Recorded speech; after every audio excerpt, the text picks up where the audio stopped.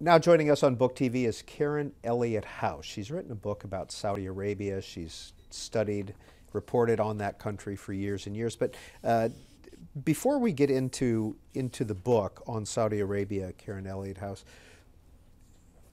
how did you get from Texas to become publisher of the Wall Street Journal? What was your route? I went from Matador, Texas, population 900, to the University of Texas in Austin. From there to the Dallas Morning News for 1 year covering education, then to their Washington bureau, and I got hired there by the Wall Street Journal and was a reporter, and then ultimately foreign editor, and then president of the international operations, and then publisher of the Wall Street Journal. How many years did you do that? Publisher or the whole? Yes, publisher. 4 years. What'd you think of that? It was a lot of fun, but it's more fun being a reporter than anything else at the Wall Street Journal, in my view. You know, because we were allowed to do such great stories, you know, take off, follow your curiosity. I mean, it was really a license to learn being a reporter at the Journal. It was a fabulous job. And why are we talking to you at Pepperdine University?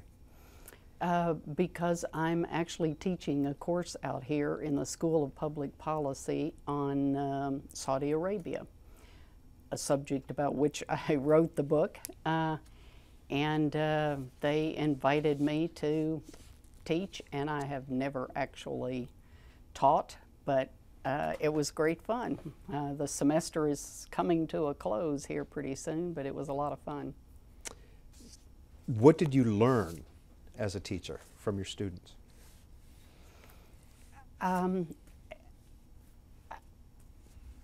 They ask things. They clearly have a perspective I don't have, since I'm 3 times their age.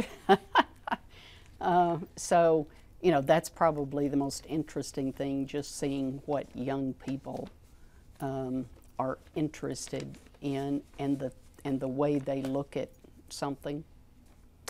When's the first time you went to Saudi Arabia?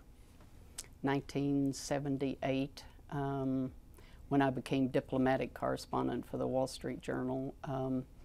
I had never been to the Middle East, and Sadat had just been to Jerusalem, so that was, the Middle East was kind of the hottest, even more than the Soviet Union, foreign policy issue.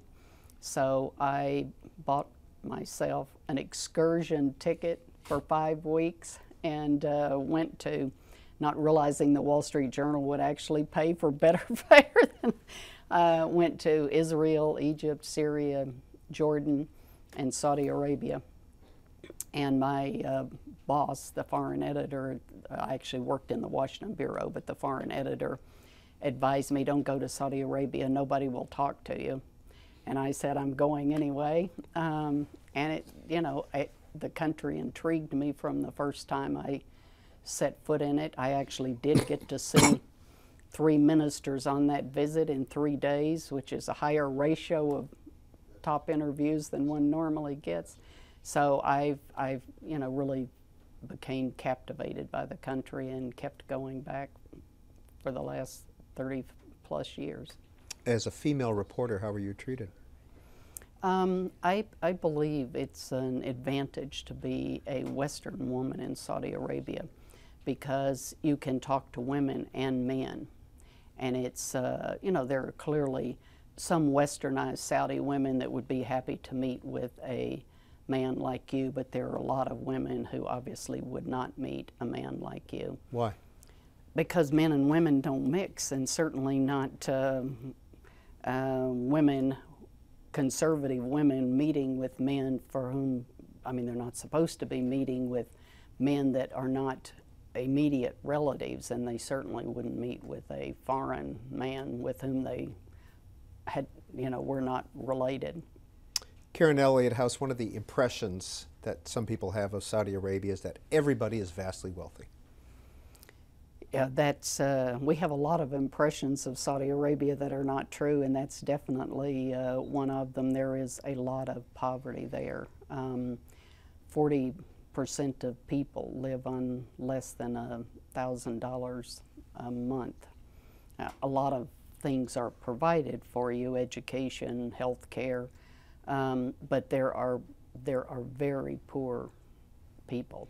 It took me quite a while to find them because you don't just walk up to somebody's door and knock, and people who would volunteer to take me would then come back and say they don't want to see you. But I finally did, get into the homes of some people who, live very poorly. Were they Saudis, or were they? No, they're Saudis. No, they're clearly poor people who. There are a lot of foreigners working in Saudi Arabia because Saudis basically want to work for the government. And so 90% of all the employees in the private sector are foreigners. So there is a huge, about a third of the population is, well, not a third, there, 9 million foreigners and about 17, 18 million Saudis. So it's a very large foreign population, and they work, many of them in very poor conditions for low wages. But if you're from Bangladesh, the largest groups of employees are from Bangladesh, India, Pakistan. So they're Muslim, but not Arab. And those people are clearly eager to have the jobs and send money back to their country because their countries are even poorer than the life they live in Saudi Arabia. Second-class citizens? They are second-class citizens because you have a paper that gets you in and gives me a job working for you, and then you can pretty much do whatever you want with me. I have no independent ability to get another job. So they have had a lot of people floating illegally in the system, and this past year the government has spent a lot of time trying to eject some of these people that are there illegally from the country, and push harder for getting Saudis to take jobs, because there's also a very high unemployment rate among young Saudis. Comparable to the illegal immigration issue here in the States? Theirs? Yes. In size terms, it's much bigger. I mean, a third of our population is not, a third of theirs is not illegal. There are supposedly about 1 to 2 million people in the country illegally. So out of a total population of 27 million, 1 to 2 million is, but that's still a larger portion than 11 million among our, 300 million people. Karen, Elliott House, when did the modern Saudi Arabia come into being and the modern ruling family? The modern Saudi Arabia came into being in 1932 when the Kingdom of Saudi Arabia was declared. But the people who ruled that kingdom have been ruling Arabia off and on for more than 250 years, the Al Saud family. So they began in 1744, then lost control, came back, lost control again in like 1880, and then the founder of this Saudi state returned from exile in 1902 and spent 30 years in a civil war in Saudi Arabia, suppressing and organizing the country into what is now the Kingdom of Saudi Arabia. How large is that ruling family? He had 44 sons by 22 wives, and 36 of those lived to adulthood.